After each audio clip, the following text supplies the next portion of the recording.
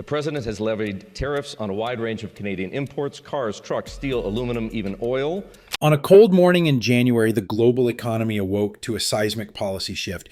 President Donald Trump, newly inaugurated and emboldened by campaign promises to bring manufacturing back to American soil, stood before reporters in Washington, D.C. and issued a sweeping proclamation. The United States would impose new tariffs on a wide array of imports, including cars, trucks, steel, aluminum, and most notably, oil and auto parts from Canada. Framed as a bold move to protect American workers and reclaim industrial dominance, the announcement triggered a chain reaction that would soon reverberate across the continent. Within 48 hours, Canada responded, not with rhetoric, but with action. The Canadian government, in an extraordinary move of economic defiance, announced the suspension of all automotive parts exports to the United States. This wasn't a symbolic gesture, it was a calculated strike, one that demonstrated a level of surgical precision rarely seen in international trade disputes. More than 70% of Canada's auto parts were destined for the U.S., feeding the lifelines of Detroit, Michigan, and the sprawling constellation of towns and cities across the Midwest that depend on the uninterrupted flow of parts to function. Real quick, if you're into videos that cut through the noise and break things down clearly, go ahead and hit that like button. It helps more people find this. And if you're not subscribed yet, now's a good time. We've got more deep dives coming your way. Also, drop a comment and let me know what you think. I'd love to hear your take. Now onto the video. What made the move particularly devastating was its scope and speed. Canada halted shipments of not just general automotive components, but of highly specific critical parts required for modern vehicle assembly. Everything from advanced sensor arrays and specialized microchips to precision brake systems. These parts weren't stockpiled. American factories depended on just-in-time delivery, a system that maximized efficiency but left no room for error. And Canada, by weaponizing this dependency, turned efficiency into fragility. It wasn't just about pausing production, it was about choking the operational arteries of the American auto industry. And it worked. In a matter of days, factory floors that once roared with activity fell silent. Automated lines stopped mid-cycle. Workers stood idle. Assembly plants that had run like clockwork now scrambled for inventory, unsure how long they could continue operating with dwindling supplies. The shock wasn't limited to logistics. It extended to the psychological core of American industrial confidence. The U.S. had long considered Canada its reliable economic junior partner, a loyal trade ally that could be counted on to supply materials without friction. That assumption, now violently upended, sent executives and policymakers into a state of disbelief. American automakers had no immediate plan B. The sheer specificity of Canadian imports, parts engineered to exact standards, meant alternative sourcing was not just difficult, but in some cases impossible on short notice. Canadian leaders, meanwhile, made it clear this was not a reactionary tantrum. It was strategic self-defense. At a press conference in Ottawa, government officials framed the export suspension not as retaliation, but as a sovereign assertion of dignity and leverage. "We are not pawns in a one-sided game," one trade minister declared. "If the United States chooses to dismantle a cooperative economic framework, we will defend our interests." And defend they did. But what Canada accomplished in these early days wasn't merely the halting of exports, it was the creation of a precedent. A smaller nation, typically overshadowed in international power dynamics, had just used economic interdependence as a weapon. This wasn't war by tanks or missiles. It was war by customs paperwork and embargoes. It was soft power turned sharp. The message was clear. In the modern world, control over supply chains is control over stability. And Canada had just seized the high ground. The effects of Canada's embargo didn't take long to surface. By the end of the first week, major American auto manufacturers, Ford, General Motors, Tesla, and Stellantis, were already feeling the squeeze. Assembly lines that had once hummed with rhythmic precision fell into disarray. Robotic arms that had never known stillness suddenly halted mid-motion. Conveyor belts that had transported thousands of parts each day now sat empty, collecting dust in silence. Across factories in Ohio, Michigan, Texas, and Indiana, emergency meetings were held with a level of urgency not seen since the 2008 financial crisis. Plant managers scrambled to reorganize production schedules. Inventory managers began rationing remaining parts, but no amount of internal reshuffling could compensate for the sudden absence of Canadian components that had, for decades, formed the backbone of American auto production. Manufacturers tried prioritizing high-margin vehicles, SUVs, luxury sedans, and light trucks, hoping to preserve their most profitable product lines. Lower-margin models were either delayed or canceled altogether. The move was meant to buy time, but it also created confusion on the sales floor. Dealerships, already facing uncertainty, couldn't explain to customers why certain models were vanishing from lots, or why others were now subject to indefinite wait times. The consequences extended far beyond the production line. Within 10 days of Canada's announcement, several plants across the Midwest began issuing temporary furloughs. Shift workers, line technicians, engineers, and logistics personnel were sent home, some with partial pay, others with none at all. Union leaders, caught off guard by the administration's tariff decisions and the subsequent Canadian response, voiced frustration and alarm. "This wasn't a targeted strike on luxury goods," said a spokesperson for the United Auto Workers, UAW. "This hit the working backbone of America. The very people who put their faith in promises of industrial revival are now watching those promises vanish." Wall Street reacted with predictable volatility. Shares of Ford, GM, and other auto companies plummeted as analysts slashed profit forecasts. Ratings agencies began downgrading outlooks for the automotive sector. Financial institutions warned of cascading economic consequences if the embargo persisted. Within 2 weeks, over $40 billion in market value had evaporated. Even more concerning was the realization that no fast solutions existed. While some suggested shifting part orders to Europe or Asia, the logistics of such a transition were nightmarish. Foreign suppliers would require months to ramp up production to match the precision and volume of Canadian counterparts. Furthermore, regulatory standards varied, complicating cross-border compliance. Behind the scenes, executive teams worked frantically to chart contingency plans. Calls flooded into Washington from industry lobbyists, urging the administration to carve out exceptions or reconsider the tariff strategy altogether.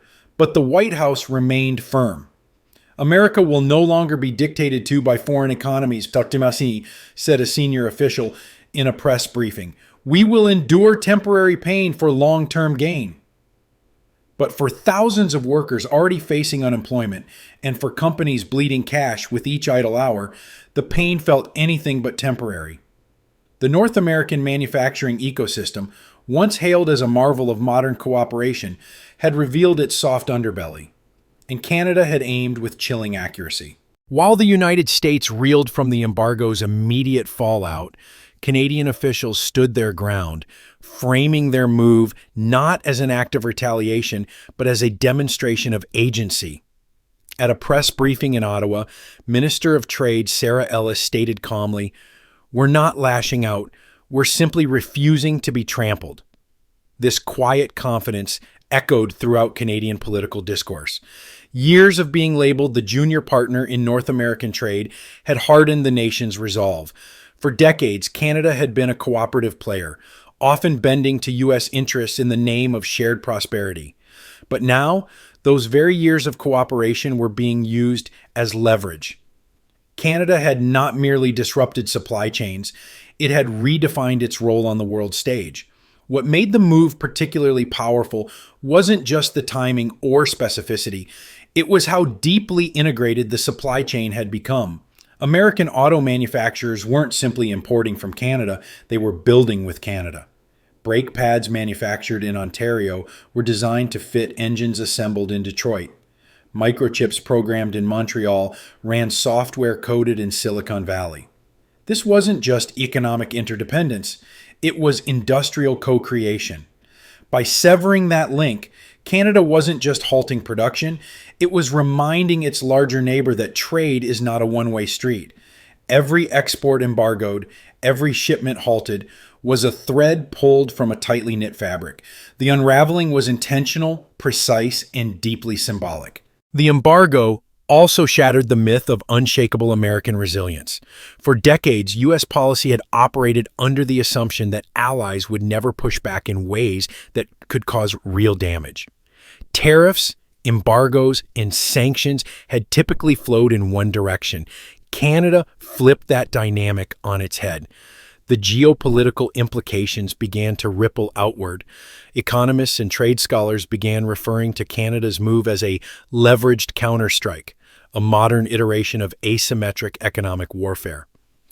Unlike traditional economic retaliation, which often relies on tit-for-tat tariffs, this approach targeted structural vulnerabilities. It wasn't about slapping duties on cheese or whiskey. It was about cutting off the lifeblood of an industry. And it worked. As U.S. assembly lines faltered, Canada's message grew louder. In an age of globalized production, dependency is power.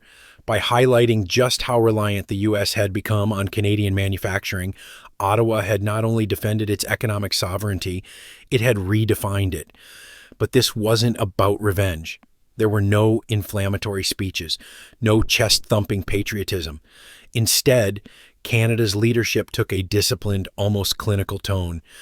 "We are asserting our right to fair treatment, Yadri," said Prime Minister Louise Tremblay in a nationally televised address. "This is not retaliation. It's a reminder." A reminder, indeed, that even quiet nations can roar. While headlines initially focused on conventional car production, the deeper and longer-lasting blow from Canada's embargo was aimed squarely at the future, the electric vehicle revolution. And that's where the embargo's full power became apparent. Canada is one of the world's most crucial suppliers of rare earth materials, specifically lithium, cobalt, and nickel. These elements form the chemical heart of lithium-ion batteries, which power electric vehicles, smartphones, and energy storage systems. For American EV manufacturers like Tesla, Rivian, and Lucid Motors, Canada had been a reliable, geographically close, and environmentally aligned partner. But that relationship evaporated overnight. Within days of the initial embargo, Canadian officials introduced targeted restrictions on rare earth exports bound for the U.S. While the government did not publicly disclose the full list, insiders confirmed that several categories of raw and semi-processed materials had been halted. The impact was immediate and devastating. Tesla's Gigafactory in Nevada reported delayed battery production. Rivian's new electric pickup line faced component shortages that pushed back scheduled vehicle launches. Smaller startups, many of which relied heavily on just-in-time shipments of Canadian materials, were forced to freeze development altogether. Test fleets sat idle. Engineers were reassigned to damage control. The EV sector, which had just begun to recover from post-pandemic supply disruptions, now found itself at a complete standstill. And unlike traditional auto parts, rare earths weren't easily replaceable. Yes, lithium can be sourced from Australia or South America, and cobalt from the Democratic Republic of Congo. But shipping it thousands of miles added cost, complexity, and time. And many of those sources were already strained by global demand. The problem wasn't just the minerals, it was the infrastructure behind them. Canada's refining standards were already aligned with U.S. regulatory expectations. The logistics chains were streamlined. The environmental impact was lower. Replacing that with distant, less regulated sources would take months, if not years. And by then, the competitive advantage in EV innovation might already be lost. Even more damaging was the embargo on software components. In recent years, Canada had quietly become a hub for autonomous driving research. Universities in Toronto, Vancouver, and Montreal had partnered with American tech firms to develop sensor software, advanced driver assistance systems, ADAS, and machine learning models for self-driving cars. Canada's embargo also froze these intellectual pipelines. Collaborative projects were suspended. Shared cloud systems were severed. Suddenly, progress in AI-powered mobility was no longer just paused. It was bleeding. And with it, so were billions in investment capital. Venture firms, once bullish on North American EV startups, began pulling back. Stock prices for companies tied to the EV market dropped sharply. Analysts issued warnings that the U.S. could lose its global lead in electric mobility if the embargo wasn't resolved quickly. What began as a trade policy dispute had now grown into something larger, a systemic chokehold on America's technological future. And this time, there was no easy way around it. As production lines shut down and financial losses mounted, the political consequences in Washington were swift and severe. What had begun as a bold declaration of economic sovereignty from the Trump administration quickly turned into a full-blown crisis of credibility and cohesion. Congress, which had been caught flat-footed by both the tariffs and Canada's retaliation, was now under immense pressure to respond, not with applause, but with answers. Lawmakers from industrial states like Michigan, Ohio, Indiana, and Kentucky, the very heart of America's auto industry, were the first to raise the alarm. Many of them were Republicans who had backed President Trump's tough trade rhetoric during his campaign, believing it would bring back manufacturing jobs and put America first. Now they faced angry constituents, shuttered factories, and tanking local economies. In closed-door meetings, a new mood emerged: rebellion. Key members of the House Ways and Means Committee and the Senate Finance Committee began drafting emergency proposals to reverse or moderate the tariff policy. Some floated the idea of temporary exemptions for Canadian imports. Others suggested revisiting the foundational trade agreements that had been scrapped in favor of unilateral action. Union leaders also entered the fray. Traditionally aligned with Democratic interests, they now found themselves reaching across the aisle to build bipartisan coalitions. The United Auto Workers, UAW, Teamsters, and other major labor unions publicly condemned the tariffs, labeling them reckless and counterproductive. Their message was clear: protecting American jobs does not mean provoking allies into economic war. Meanwhile, the Trump administration doubled down. In press briefings, officials insisted the tariffs were working as intended, that they were part of a longer-term strategy to rebuild domestic manufacturing capacity. Short-term disruptions are the price of long-term independence, said one senior advisor. America must not be held hostage to foreign supply chains. But that narrative began to crack. Public opinion polls conducted by Pew and Gallup showed a sharp drop in support for the tariff policy, particularly among blue-collar voters in the Midwest. Approval ratings in states that had previously been Trump strongholds began to slide. Conservative news outlets, once reliable defenders of the administration, started to feature segments critical of the trade strategy. Fox News aired a town hall with laid-off factory workers in Flint, Michigan. Many had voted for Trump in 2016. Now, they faced indefinite furloughs and mounting financial strain. One worker said bluntly, "I believed in bringing jobs back. I didn't know it would cost me mine." Think tanks in Washington issued increasingly dire reports. The Brookings Institution warned that if the embargo continued, the American auto sector could shed 200,000 jobs in the next quarter alone. The Heritage Foundation, typically aligned with conservative policies, cautioned against isolating critical trade partners like Canada, calling the approach economically destabilizing. Behind the scenes, lobbyists representing major automakers escalated their campaigns. Executives from Ford, GM, and Tesla held quiet meetings with administration officials, warning of continued losses and potential plant closures. One executive reportedly told the Commerce Secretary, "This is no longer about leverage, it's about survival." But the White House refused to blink. President Trump, known for his hardline negotiating tactics, viewed any concession as weakness. In a speech in Pennsylvania, he declared, "We will not fold. We will win this. America will be stronger for it."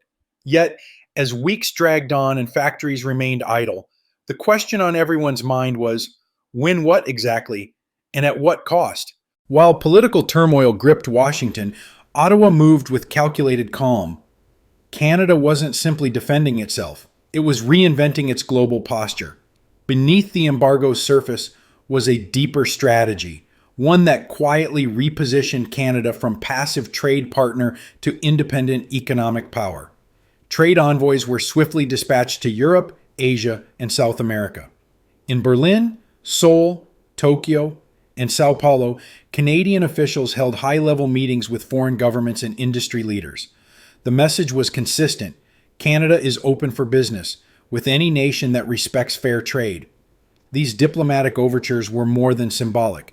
They marked the beginning of a deliberate shift away from North American dependence. Deals were signed, memorandums of understanding exchanged, and exploratory talks launched. The embargo had created urgency, and Canada was using it to diversify its economic alliances. Back home, the government moved swiftly to cushion the blow for domestic industries affected by the loss of U.S. demand. Emergency subsidies were introduced for small and medium-sized businesses. Tax relief packages were announced. Research grants for automotive innovation were expanded. Infrastructure projects were accelerated to create jobs and maintain economic momentum.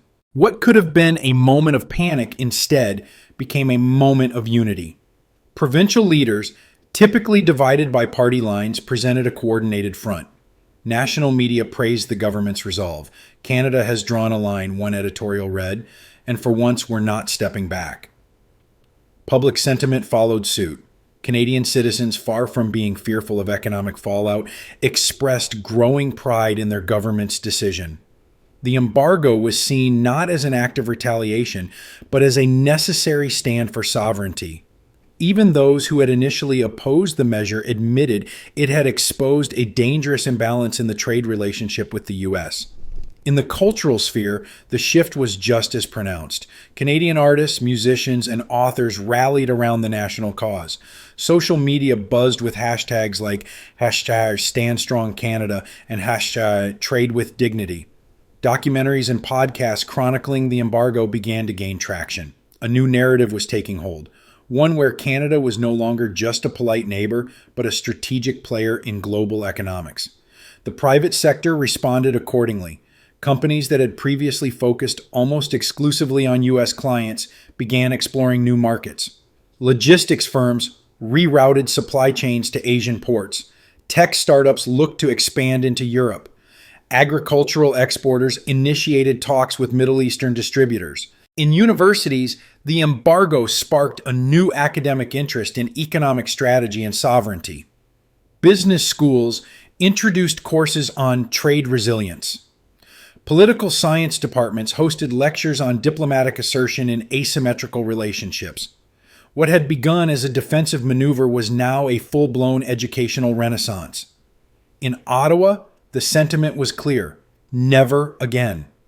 Canada would no longer build an economy so dependent on a single partner.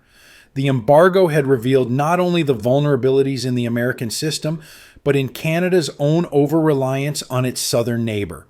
And now, the nation was quietly building a future where those vulnerabilities no longer existed.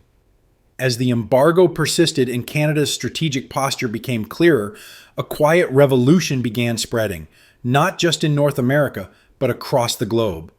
From the corridors of Brussels to the ministries of New Delhi, policy analysts and diplomats were asking the same question: could this be a model for others? The answer increasingly was yes. Canada had pulled off something extraordinary. It had turned interdependence, a condition often seen as a weakness for smaller nations, into a weapon of strength. It had used precision, not power, foresight, not force, and it had achieved its goals without firing a single shot or breaking a single international treaty. This concept began circulating in think tanks and media circles as the Canadian precedent. It referred to a new form of asymmetric economic strategy, the idea that smaller or mid-sized economies could assert sovereignty not through retaliation or defiance alone, but through leverage derived from their critical participation in global supply chains. And it struck a nerve. In Southeast Asia, where nations like Vietnam and Malaysia walk a tightrope between U.S. and Chinese economic interests, policymakers took note.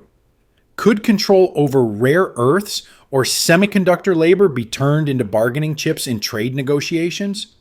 In Africa, where nations often export raw materials without reaping proportional benefits, discussions began on how to reframe those exports as strategic assets rather than passive contributions.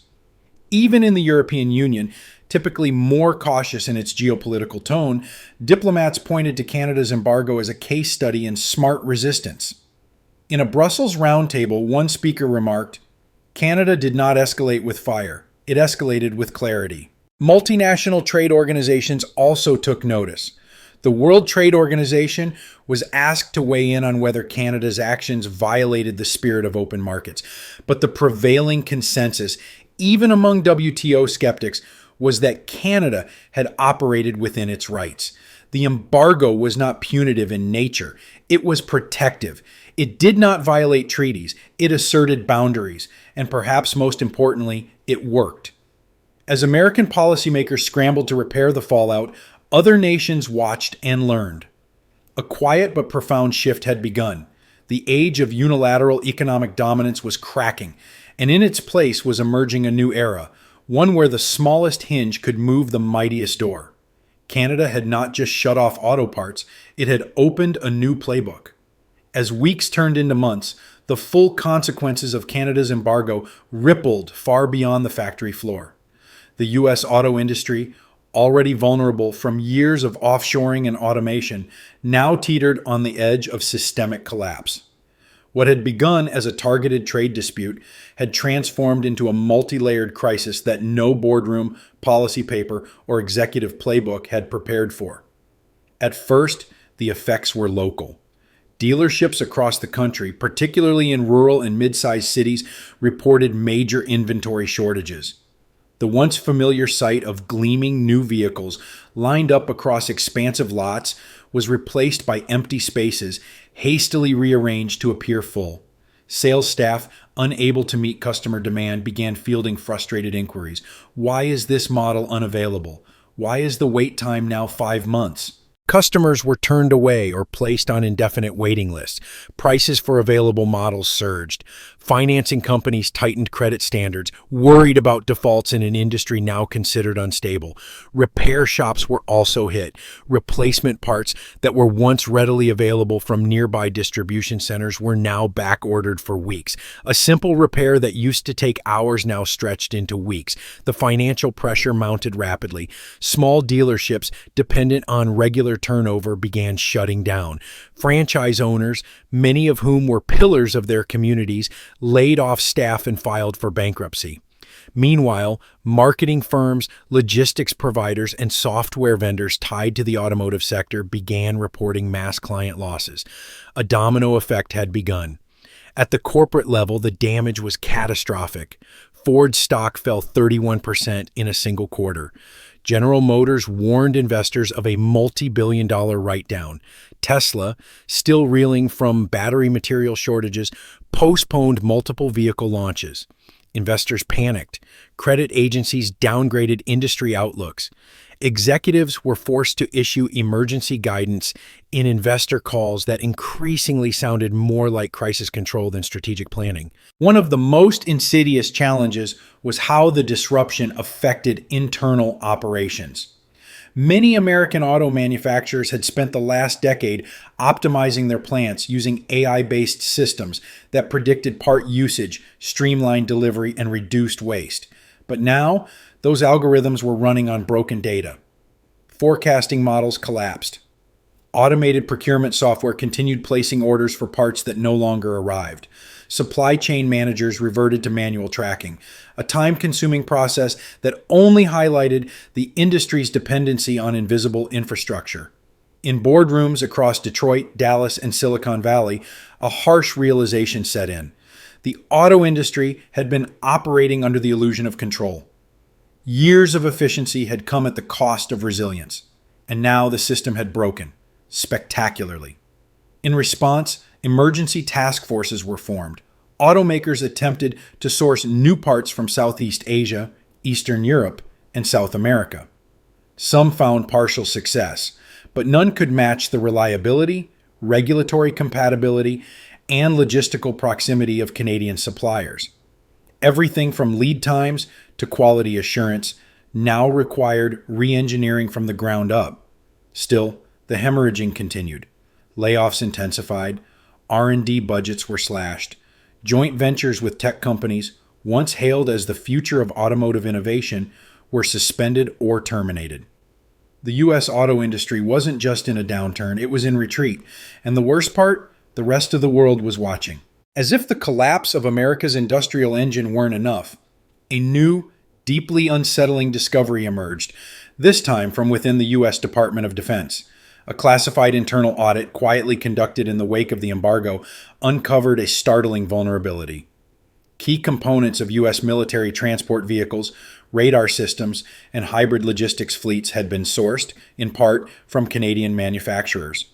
While Canada had not deliberately targeted defense-related exports, the scope of its embargo, especially on specialized sensors and energy-efficient hybrid engines, had inadvertently created a strategic chokehold on parts essential for military readiness. It was a revelation that shocked not just military leaders but policymakers across the aisle. The Department of Defense immediately initiated a multi-agency task force to evaluate the risks. Internal briefings labeled the embargo's effect as a critical interruption to military procurement capabilities. Procurement contracts were suddenly frozen. Defense contractors were forced to reassess their supply chains. Even vehicles already under construction at major facilities in Alabama and Pennsylvania had to be temporarily paused until substitute parts could be identified. In the age of global supply chains and interconnected economies, we often assume that alliances are permanent and that efficiency will always prevail. But Canada's embargo shattered that illusion. It reminded the world that cooperation is a choice. And when taken for granted, even the smallest partner can pull the biggest lever. This wasn't just about auto parts or tariffs. It was a real-time lesson in 21st century power, that in a global economy, dependency is influence and interdependence is a double-edged sword. The United States, in its attempt to assert control, underestimated just how fragile that control was when it relied on others. Canada, often overlooked in the geopolitical arena, didn't just defend its interests, it rewrote the rules of engagement. No tanks, no threats, no explosions, just leverage, strategy, and resolve. And the world was watching, because in the new era of economic diplomacy, strength isn't just about how big your economy is, but how vital you are to everyone else's. Once again, thanks for watching this video. If you got something out of this, hit that like button and make sure you're subscribed so you don't miss the next one. And hey, let me know your thoughts in the comments. Agree, disagree, or something in between. I'd love to hear it.